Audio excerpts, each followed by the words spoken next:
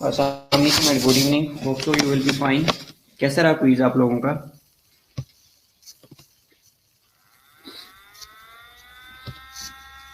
Last class में हम discuss कर रहे थे कैंसर के बारे में, बेरेंट सेल ग्रोथ के बारे में, जिसमें हमारा स्टेजिंग को डिस्कस कर रहे थे। उससे पहले एक शॉर्ट सा ओवरव्यू कर लेते हैं, उसके बाद स्टेजिंग को से कंटिन्यू कर लेंगे। राइट, वेरी गुड इवनिंग बेटा।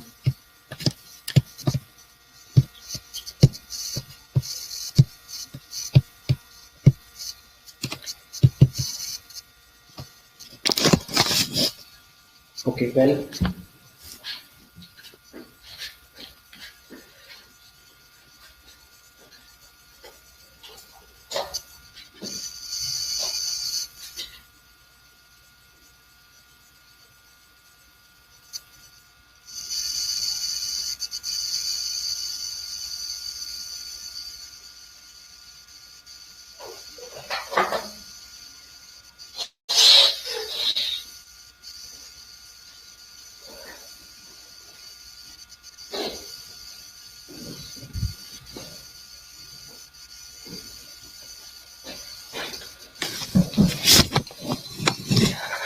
ओके वेल, सो होम्योस्टेसिस का आपको ऑलरेडी पता है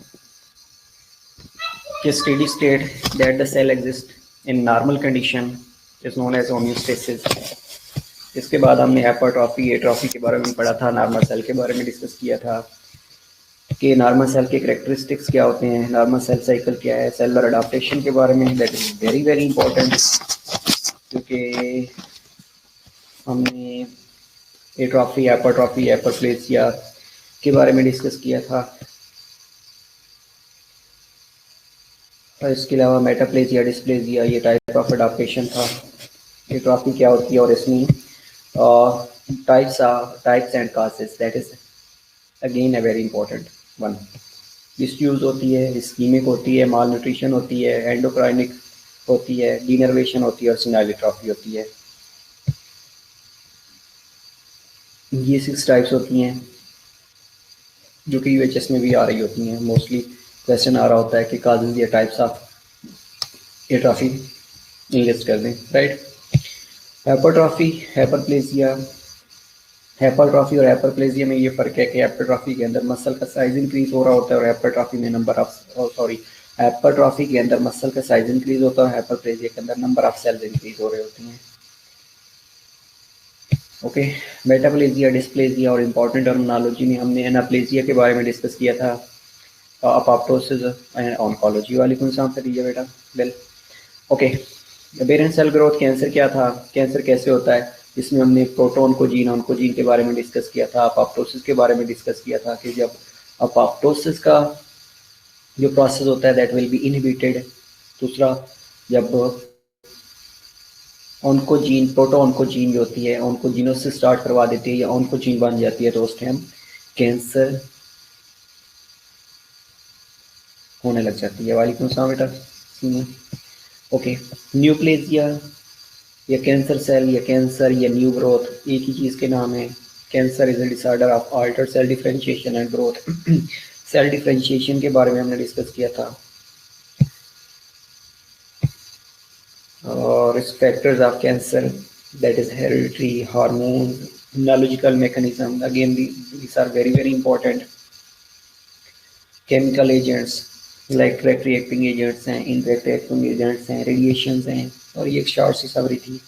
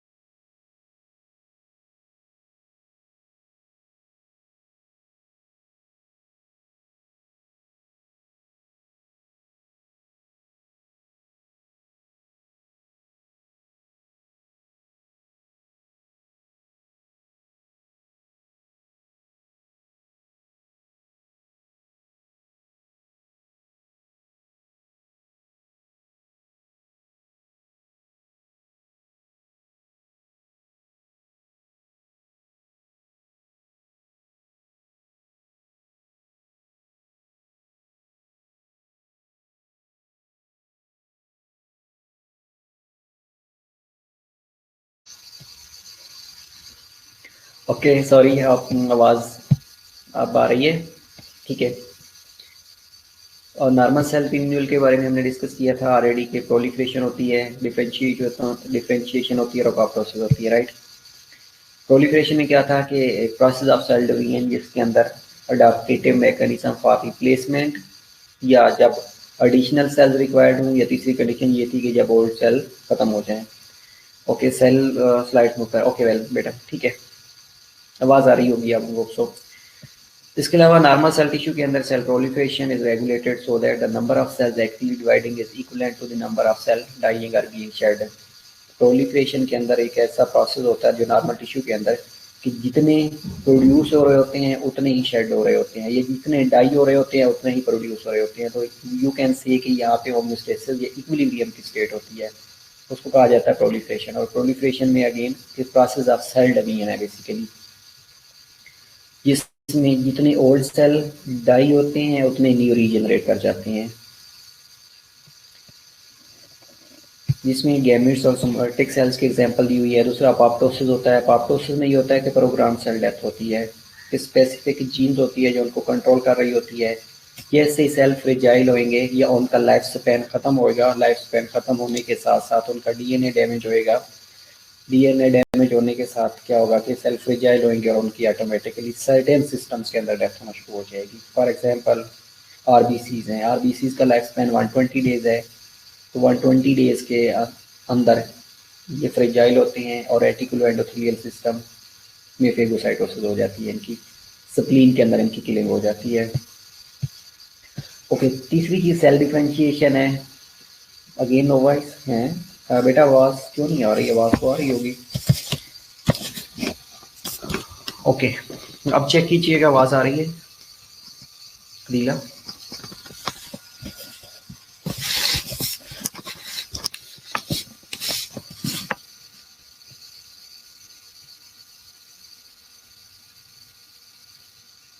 आवाज कंफर्म कीजिएगा।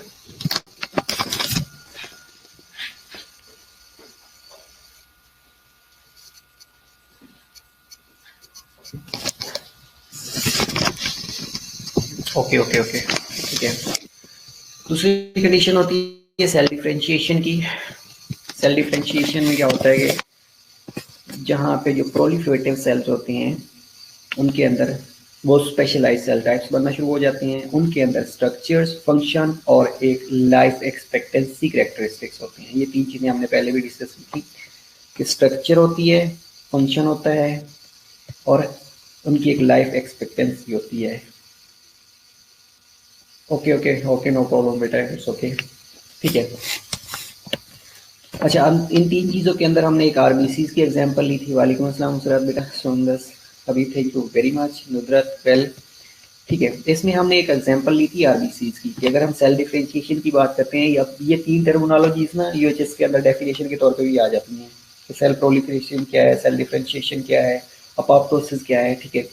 तो सेल जो डिफरेंशिएशन है उसमें आपने तीन चीज़ें का नाम, तीन चीज़ें मेंशन ज़रूर करनी है, और ये भी मेंशन करनी है कि these are specialised cell types होते हैं। अब इनके अंदर स्पेशलिटी क्या होती है कि इनके अंदर स्पेसिफिक स्ट्रक्चर होती है, स्पेसिफिक फंक्शन होती है और having a life expectancy. For example आप डब्ल्यू आरबीसीज को ले लेते हैं, आरबीसी बेसिकली क्या है कि एक कनकेव डिस्क शेप में है। अब ये इसकी स्ट्रक्चर है कि कनकेव शेप में इसका होना एक स्ट्रक्चर है। फंक्शन क्या है इसमें, ऑक्सीजन की ट्रांसपोर्ट करना है, और लाइफ एक्सपेक्टेंसी क्या है, 120 डेज है। Got it. Structure concave in shape है, फंक्शन क्या है कि ऑक्सीजन की ट्रांसपोर्ट करनी है, और लाइफ एक्सपेक्टेंसी क्या है कि 120 डेज है। तो you can make a cell differentiation के एक ऐसा process where proliferating cells become progressively more specialised cell, और उन स्पेशलाइज्ड सेल के अंदर having a specific set of structure, function and life expectancy characteristics. Got it. तो ऑल्सो ये आप लोगों के लिए मुश्किल नहीं रहेगा। अब जब कैंसर होती है तो सेल के अंदर डू यू थिंक कि सेल डिफरेंशिएशन नॉर्मल रहेगी, डेफिनेटली नहीं रहेगी। प्रोलिफरेशन का जो सेल डिवीजन है या प्रोलिफरेशन है वो बढ़ जाएगी, और अपोप्टोसिस प्रोग्राम सेल डेथ हो रही होती है, वो डेथ ही नहीं होगी। जब सेल डेथ नहीं होगी और सेल डिफरेंशिएशन और सेल प्रोलिफरेशन अल्टर्ड हो जाती है, तो उस टाइम हम कहते हैं कि इस पेशेंट को कैंसर हो गई है। Got it. Okay, differentiation again इसकी एग्जांपल 2 लार्ज ग्रुप्स में डिवाइड किया गया है, वेल डिफरेंशिएटेड होती हैं। फॉर एग्जांपल स्केलेटल मसल की या कार्डियक मसल की एग्जांपल दी हुई है कि वेल डिफरेंशिएटेड होती हैं। और second is the progenitor cell in the parent cell और continue to divide to repeat. ठीक है, इसमें आपने मोस्टली सुना होगा कि भाई सेल की 3 टाइप्स होती हैं, कंटिन्यूसली डिवाइडिंग होती हैं, एक at the time of need divide होती हैं, और एक परमानेंट सेल्स होती हैं।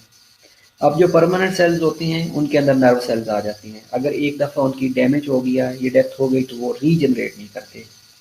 लेकिन कुछ सेल्स होते हैं जो कि एट द टाइम ऑफ, जिनको स्टेबल सेल कहा जाता है, at the time of division वो डिवाइड हो जाते हैं। फॉर एग्जांपल मोस्टली आप लोगों ने सुना होगा कि जी हेपेटेक्टमी हो गई है पेशेंट की, लीवर की स्कारिंग हो गई, फिब्रोसिस हो गई, नेक्रोसिस हो गई, तो आपने सुना होगा कि लीवर को पार्शली कट कर दिया गया है, कि पार्शली हेपेटेक्टमी कर दी गई है। तो वो जो पार्शली हेपेटेक्टमी कर दी जाती है, जो रिमेनिंग हेपेटोसाइट्स होते हैं वो रीजनरेट कर जाते हैं।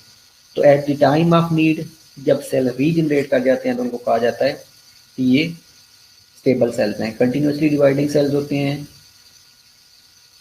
मरियम क्यों नहीं आवाज़ आ रही बेटा? आवाज़ तो मेरे ख्याल है सबको आ रही है, किसी ने और नहीं कंप्लेन नहीं की। अच्छा, अब आवाज़ आ रही है? मरियम, मरीम इकबाल,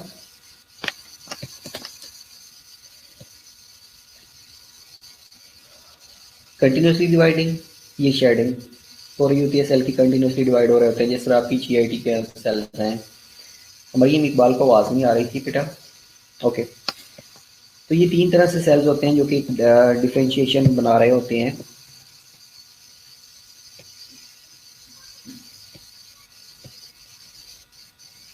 ओके, चले ठीक है। हो सकता है मरियम को क्या नेटवर्क में प्रॉब्लम हुआ होगा शायद। Maryam Iqbal, not Maryam Tariq. Okay, characteristics of cancer cell क्या हुई है कि cancer cell are different to normal cell in several ways. अब सेवरल वेज कौन कौन से हो सकती हैं? कट रही है, अच्छा बेटा। फिर यहाँ पे मेरे जो सिग्नल लैपटॉप के यहाँ फुल आ रहे हैं, आपके नेटवर्क में कोई इशू हो सकता है। वालेकुम अस्सलाम शुमैला। ओके, अब ये अगेन अगेन ये यूएचएस में क्वेश्चन आ सकता है कि what are the characteristics of cancer cell. अब जो कैंसर सेल्स हैं they do not die if they move to another part of the body. पहली चीज़ कि ये वो सेल्स होंगी जिनके अंदर प्रोलिफरेशन नहीं होगी, जिनके अंदर डिफरेंशिएशन नहीं होगी, जिनके अंदर अपोप्टोसिस नहीं होगी। तो ये जहाँ पे भी जाएंगे ना बॉडी पार्ट, किसी के अंदर भी ये डाई नहीं करेंगे, क्योंकि अपोप्टोसिस में हमने ये कहा है कि प्रोग्राम सेल डेथ होती है। और जब कैंसर सेल बन जाता है तो उनके अंदर लैक ऑफ अपोप्टोसिस होती है, कि अपोप्टोसिस का प्रोग्राम इनहिबिट हो जाता है। Okay, cancer cell do not stop reproducing like normal cell, and cancer do not stop reproducing after they have doubled 50 or 60 times। एक तो जब ये डिवीजन स्टार्ट कर देती हैं तो इनके अंदर डिवीजन इनहिबिट नहीं होती, लाइक नॉर्मल सेल था उनके अंदर हमने ये कहा है कि प्रोलिफरेशन हो रही होती है। प्रोलिफरेशन में हमने ये कहा कि डिवीजन हो रही होती है, लेकिन जितने सेल शेड हो रहे होते हैं उतने ही जनरेट कर रहे होते हैं। ये जितने सेल डाई कर रहे होते हैं उतने ही रीजनरेट कर रहे होते हैं, न्यू डेवलप हो रहे होते हैं। लेकिन इसके अंदर क्या होता है कि वो रिप्रोड्यूसिंग का अमल स्टॉप ही नहीं होता, कंटिन्यूसली रिप्रोड्यूसिंग होती रहती है, कंटिन्यूसली रिप्रोड्यूसिंग होती रहती है, और इवन के मोर देन या डबल ट्रिपल होना शुरू हो जाते हैं। ओके, इसके अलावा cancer cell do not obey signals from other cells, something in the cancer cell overrides normal cells. आप नॉर्मल सेल सिग्नल में, नॉर्मल सिग्नलिंग सिस्टम में क्या होता है कि जैसे सेल फ्रेजाइल होते जाएंगे तो वो एक अपोप्टोसिस के प्रोसेस से गुजरते हैं। ये जैसे ही सेल की शेडिंग होगी तो उतने रीजनरेट कर जाते हैं। लेकिन यहाँ पे क्या होता है, यहाँ पे क्या होता है कि जो सेल की जो नॉर्मल सिग्नलिंग सिस्टम है उसको ओबे ही नहीं करते। वालेकुम अस्सलाम अक्सा कवल बेटा। This is because the genes that tells the cell to reproduce keep on and on firing। वो जीन जिसने अपोप्टोसिस के प्रोसेस को कंट्रोल करना होता है, जब वो जीन ही अल्टर्ड हो जाती है, जीन अल्टर्ड होएगी तो मैकेनिज्म ऑफ अपोप्टोसिस अल्टर्ड हो जाता है। तो सेल क्या करेंगे, कंटिन्यूसली रीजनरेट करते रहेंगे, कंटिन्यूसली रिप्रोड्यूस करते रहेंगे। और because the gene that normally tell the cell to stop reproducing have been damage और लॉस्ट। या वो सिस्टम जो सिग्नलिंग सिस्टम था जिसने अपोप्टोसिस को इनिशिएट करवाना था, वो सिस्टम क्या करेगा, वो सिस्टम डैमेज हो गया या लॉस्ट हो गया, जिसकी वजह से अपोप्टोसिस ही नहीं हो रही। For the cancer cells keeps on doubling regardless of the damage the extra cells causes to the part of the body where the cancer is growing, and cancer cell do not stick together। एक दूसरे के साथ stick ही नहीं होते, freely move कर रहे होते हैं, कोई कहीं जा रहा है सर्कुलेशन के अंदर, कोई कहीं जा रहा है, कोई कहीं जा रहा है, तो ये क्या करेंगे, एक दूसरे के साथ स्टिक नहीं होंगे। And cancer cells do not specialise, they stay immature. अगर मिच्योर होंगे तो अल्टीमेटली डेथ की तरफ लीड करेंगे, और ये मिच्योर ही नहीं होते, इमेच्योर रहते हैं। और इमेच्योर रहेंगे तो अल्टीमेटली डिवाइड होते रहेंगे। ट्यूमर्स क्या होता है, tumour is swelling that can be caused by a number of condition including inflammation और trauma, but more recently the term has been used to define a mass of cells that arises because of tumor growth. Although not synonymous, the term tumor and neoplasm are often used interchangeably। अब neoplasm क्या होता है कि new growth होती है, लेकिन tumour में क्या होता है कि एक स्पेसिफिक एरिया के अंदर एक अगर मास का कम्युलेट हो रहा है और वहाँ पे स्वेलिंग हो रही है जिसके अंदर इन्फ्लेमेशन या ट्रोमा कोई भी हो सकता है, उसको हम कह रहे हैं कि ट्यूमर है। और इसकी ग्रेडिंग और स्टेजिंग भी हमने डिस्कस की थी। अब tumour growth, once the cells have an adequate blood supply, the rate of tissue growth is normal and cancer tissue depends on the three factors। अब ये three factors क्या क्या हो सकती हैं। पहली कंडीशन ये है कि number of cells that are actually dividing are moving through the normal cell cycle। दूसरा the duration of cell cycle, and तीसरा the number of cells that are being lost relative to number of new cells being produced। One of the reason cancerous tumors often seem to grow so rapidly relates to the size of cell pool that is active। Okay, ये तीन factors होते हैं जिनकी वजह से ये tumours develop हो रहे होते हैं। कार्सिनोजेनेसिस क्या है कि कार्सिनोजेनेसिस मैलिग्नेंट ट्रांसफॉर्मेशन, ये carcinogenesis is the process by which carcinogenic cancer causing agents causes normal cell to become cancer cell is hypothesized to be a multi-step mechanism that can be divided into three steps। one is initiation, promotion and third one is progression, जिसको हमने last class में again discuss कर लिया था। Carcinogenesis initiation क्या होती है, promotion क्या होती है, प्रोग्रेशन क्या होती है। ये एक डायग्राम से भी हमने उसको देखा था कि इनिशिएशन में क्या होता है, कोई भी ट्रिगरिंग फैक्टर्स हो सकते हैं, वायरसेस, बैक्टीरियाज। तो उसके बाद promotion and at the end progression हो रही होती है कि पूरी बॉडी के अंदर स्प्रेड हो रहा होता है। Again, proto-oncogene is very very important। Proto-oncogenes are a group of genes that causes normal cell to become cancerous cells when they are mutated। proto-oncogenes के अंदर जब म्यूटेशन आ जाती है, म्यूटेशन हो जाती है, तो ये अब नॉर्मल जीन बनना शुरू हो जाती हैं। डोमिनेंट इन नेचर होती हैं, जिसके अंदर mutated version of proto-oncogene is known as an oncogene. जब प्रोटो-ऑन्कोजीन के अंदर म्यूटेशन आ जाती है या म्यूटेट हो जाती हैं तो उनको कहा जाता है ऑन्कोजीन। और ऑन्कोजीन क्या होती है, कैंसर कॉजिंग जीन होती है। Often proto-oncogenes encodes proteins that function to stimulate cell division, inhibit cell differentiation or halt cell death, and all of these processes are important for normal human development and for the maintenance of tissue and organ। Oncogenes, however, typically exhibit increased production of these proteins and thus leading to increased cell division, decreased cell differentiation, and inhibition of cell death. Taken together, these phenotype define cancer. Okay. अब इसके अंदर क्या होता है कि oncogenes जैसे ही प्रोटोऑन्कोजीन के अंदर म्यूटेशन होएगी तो that will become oncogenes. Oncogenes क्या करती हैं? सेल डिवीजन को इंक्रीज करवा देती हैं और उसके साथ डिक्रीज सेल डिफरेंशिएशन कम होना शुरू हो जाती है। डिफरेंशिएशन में हमने 3 चीज़ें डिस्कस की थी कि स्ट्रक्चर होएगा, फंक्शन होएगा और लाइफ एक्सपेक्टेंसी होएगी। अब ये क्या कराएंगी कि उसकी स्ट्रक्चर्स को भी रीअरेंज कर देंगी, उसके फंक्शन को भी रीअरेंज करेंगी जाएंगी और उसकी लाइफ एक्सपेक्टेंसी को भी इनिबिट कर देगी, उसने डाई नहीं होना। And inhibition of cell death और अपोप्टोसिस के प्रोसेस को इनिबिट करवा देगी।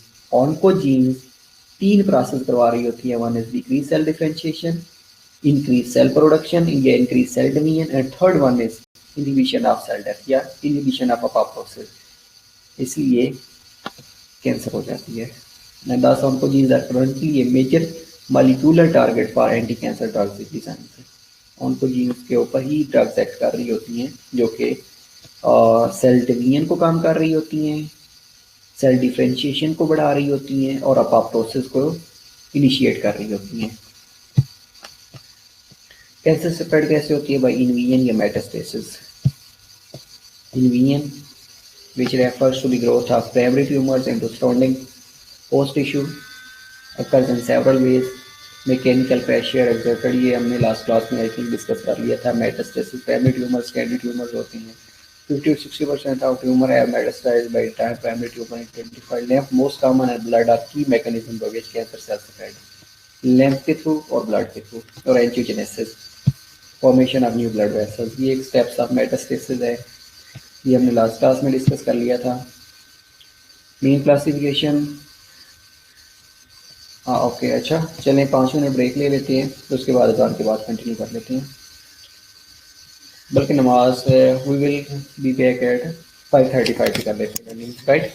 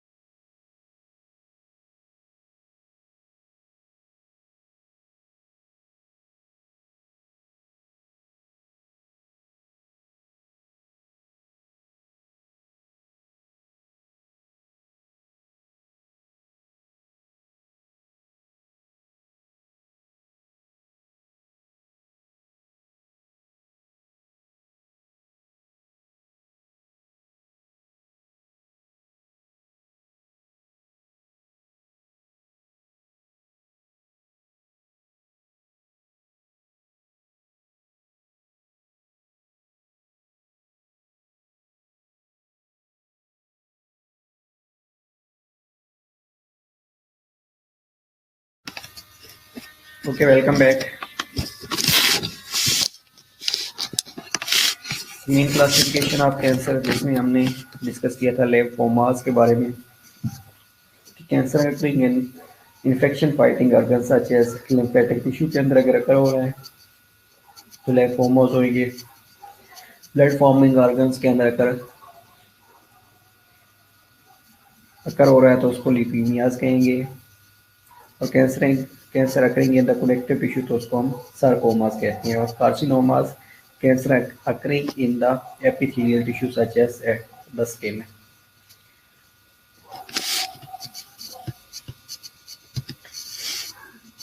ओके, ट्यूमर की क्लासिफिकेशन दो तरह से क्लासीफाई होता है।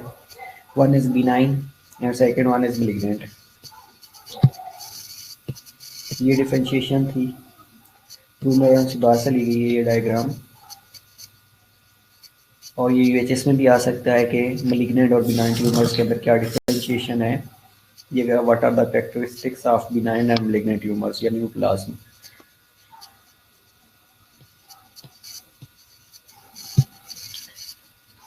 Cancer prevention and detection, primary और सेकेंडरी प्रिवेंशन, ये हमने पहले डिस्कस कर लिया था। कैंसर प्रिवेंशन एंड डिटेक्शन ये certain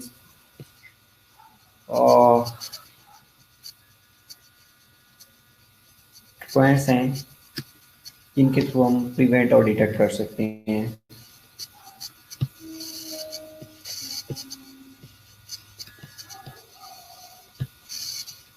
And warning signs are cancer that are again very important. American Cancer Society utilize 7 warning signs। इनके अंदर cautions हैं। Staging or grading. Staging determines the extent of spread of the cancer, or grading evaluates the tumor cell in the comparison to normal cell. TNM staging system, ये हमने last class में भी discuss किया था कि that the system that classify the various cancer into different anatomical forms, it's regional lymph nodes involvement and distinct metastasis. T stands for size of primary tumor. M stands for presence or absence of tumor in the regional lymph node and lymph node drainage. M absence or presence of distant spread or metastasis. Primary tumour अगर T से हम लेंगे तो T0, T1, T2, 3, 4 और TX तक जा होता है। T0 का मतलब है कि no evidence of primary tumour. T के अंदर कार्सिनोमा इन सीटो है। T1 के अंदर ट्यूमर है लेकिन उसका जो साइज है वो लेस देन 2 मिलीमीटर है। T2 के अंदर more than 20 millimetre but less than 50 millimetre. T3 के अंदर मोर देन 50। T4 के अंदर tumour of any size to the chest wall or the skin, and TX primary tumor cannot be assessed. इसी तरह N से N0 है, N या N0, N1, N2, N3 और NX। NX होगा cannot be assessed. And M का मतलब है कि उसकी मेटास्टेसिस कहाँ तक है। M0 no distended metastasis, M1 metastasis present है।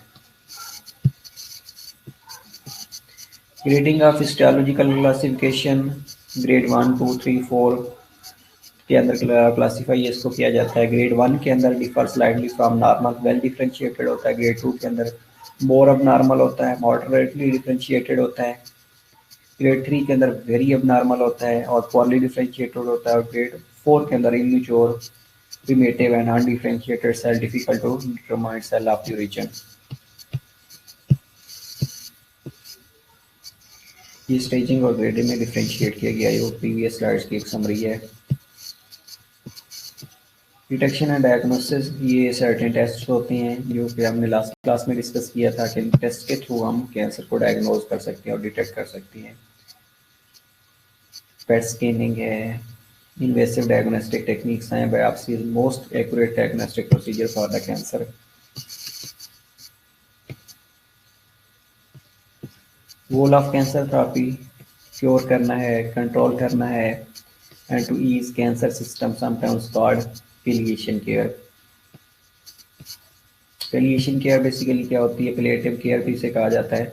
may involve terminal care if the client's cancer is not responding to treatment, relief of symptoms associated with the disease.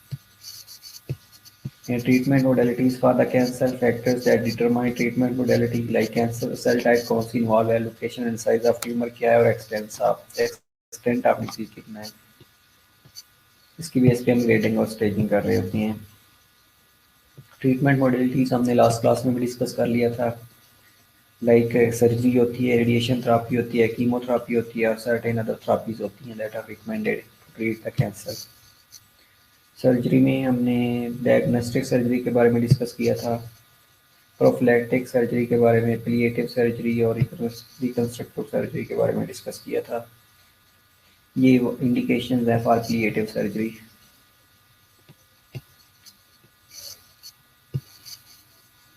Radiation में इमिशन और डिस्ट्रीब्यूशन ऑफ एनर्जी हो रही होती है, curative होती है और कंट्रोल करने के लिए यूज हो रही होती है। रेडिएशन थेरापी में प्रोफिलैक्टिकली भी देखा जा रहा होता है, पैलिएटिव केयर भी दी जा रही होती है एंड अगर मेटास्टेसिस एक्सटेंट पे पहुंच गई है तो। दूसरा होता है रेडिएशन थेरापी। रेडिएशन में इलेक्ट्रोमैग्नेटिक रेडिएशंस यूज़ की जा रही होती हैं, लाइक एक्सरे हैं या गैमा रेज हैं, और पार्टिकुलेट रेडिएशन लाइक इलेक्ट्रॉन्स हैं, बीटा पार्टिकल्स हैं, प्रोटॉन्स हैं, न्यूट्रॉन्स हैं और अल्फा पार्टिकल्स हैं। और एडमिनिस्ट्रेशन ऑफ रेडिएशन लाइक टेलीथेरापी होती है, एक्सटर्नल बीम रेडिएशन दी जा रही होती हैं या ब्रैकोथेरापी होती है, internal radiations, systemic radioisotopes, conductor surface modes, combination of internal or external radiation can also be used. Radiation therapy के साइड इफेक्ट्स क्या क्या हो सकते हैं, लाइक एलोपेशिया हो रहा होता है, सोमाटाइटिस हो रहा होता है, ल्यूसीमिया हो रहा होता है, थ्रोम्बोसाइटोपेनिया हो रहा होता है।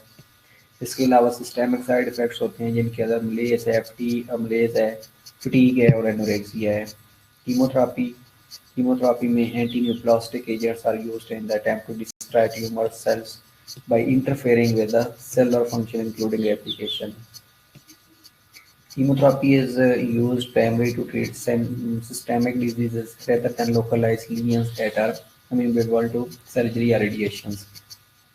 Chemotherapy may be combined with surgery, radiation therapy or both to reduce tumor size preoperatively or to destroy any remaining tumor cells post-operatively or to treat some forms of leukemias or lymphomas primarily. इसके भी कीमोथेरापिक agents होते हैं, like अल्कलाइटिंग agents हैं, anti metabolites हैं और anti tumour antibiotics हैं, लेकिन इनके भी अगेन साइड इफेक्ट्स होती हैं। लाइक अगर अल्कलाइटिंग एजेंट्स दे रहे हैं तो उनके अंदर नाइट्रोजन मस्टर्ड हो रही होती है या सिस्प्लाटिन होती है। एंटी मेटाबोलाइट्स के अंदर मेथोट्रेक्सेट है, या 5-फ्लोरोयूरासिल है और इनके साइड इफेक्ट्स होते हैं that are nausea, vomiting, stomatitis, diarrhoea, alopecia, leukaemia etcetera. इसी तरह अगर एंटी ट्यूमर एंटीबायोटिक्स दे रहे होते हैं तो इनका action interfere with the DNA और एग्जांपल एक्टिनोमाइसिन है, डी है, ये ब्लूमाइसिन है। उनके साइड इफेक्ट्स ये होते हैं कि ये कार्डियक मसल के लिए डैमेज कर देती हैं। माइटोटिक डोमिनियन इनहिबिटर्स दिए जा रहे होती हैं। हार्मोन रिप्लेसमेंट थेरापी होती है और G1 फेज के ऊपर यूज हो रही होती है। कोर्टिकोस्टेरॉइड्स हैं, हार्मोन एंटागोनिस्ट्स हैं। इसके अलावा toxicity and side effects like acute anxiety, acute toxicity होती है जिसके अंदर वॉमिटिंग हो सकती है, एलर्जिक रिएक्शन और एलर्जीज होती हैं। एलोपेशिया जनरली रिवर्सिबल होता है। New hairs often different colours and textures way use कर रहे होते हैं। एनोरेक्सिया होता है। ल्यूकोसाइट्स साइड इफेक्ट्स में डिलेड ल्यूकोसाइटिस होता है, एलोपेशिया होता है, बोन मैरो सप्रेशन हो रहा होता है, नोजिया, वोमिटिंग ये ऑलरेडी कॉमन होती है। अदर थेरापीज के अंदर टारगेट थेरापीज ऑफ और बायोथेरापीज seeks to minimize the negative effect on the healthy tissue by disrupting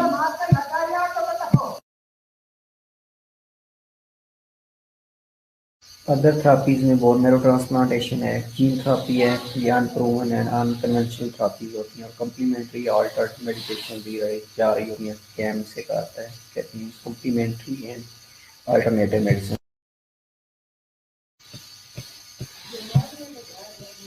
oncological emergencies क्या हो सकती हैं, लाइक पेरिकार्डियल इफ्यूजन और न्यूप्लास्टिक कैंसर, कार्डिक टैम्पोनेट हो सकती हैं, concern compression of heart by fluid in the pericardial sac, compromised cardiac output।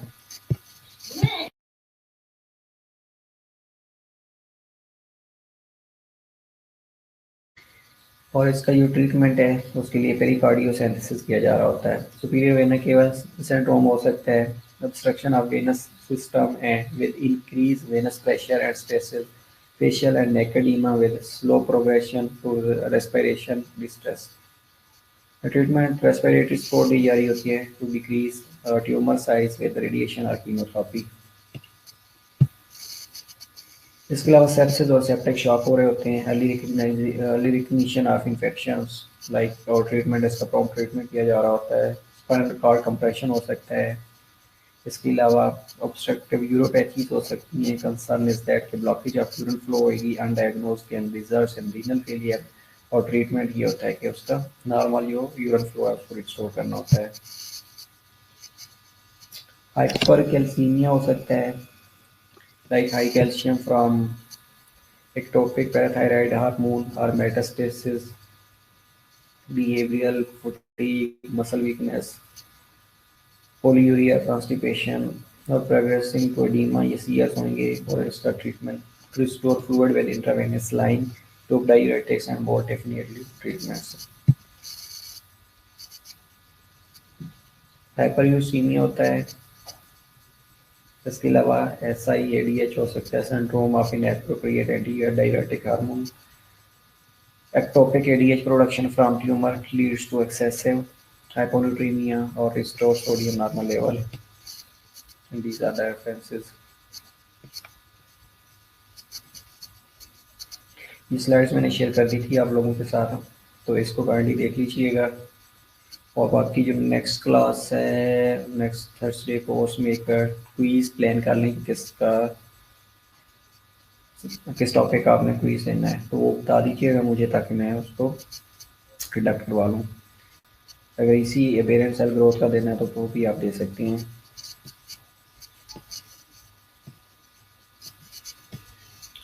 बाकी अभी काइंडली मुझे आज की अटेंडेंस शेयर कर दीजिएगा।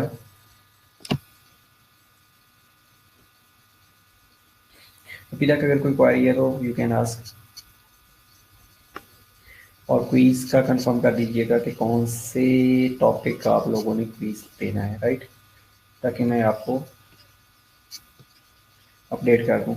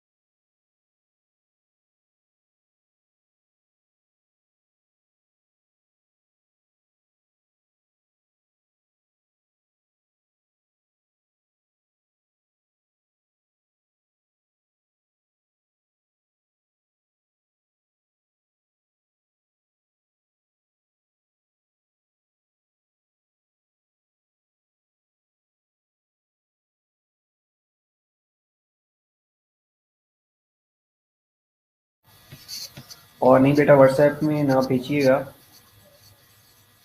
और बल्कि हबीब मुझे भेज देगा नाम लिख के ना पेज के ऊपर, उसकी पिक बना के मुझे शेयर कर देगा, ठीक है।